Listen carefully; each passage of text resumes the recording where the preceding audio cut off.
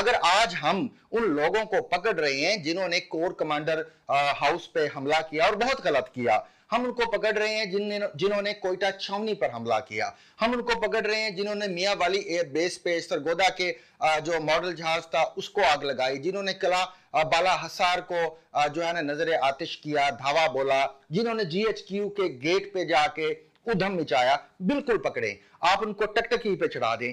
लेकिन आप ये देखें कि हम उनको पकड़ रहे हैं जो जनरल फैज हमीद, जनरल इससे पहले चले जाएं जनरल अहमद शुजा पाशा, जनरल जहीरुल इस्लाम और आखिर में जनरल बाजवा के प्रोजेक्ट का शिकार हुए। इमरान खान ने तो वर्ल्ड कप पहले भी जीत लिया था, इमरान खान ने तो शौकत खानम अस्पताल वो बहुत पहले बना चुका था। For more informative videos with Chaudhary Javed, subscribe to our YouTube channel. Zigzag News.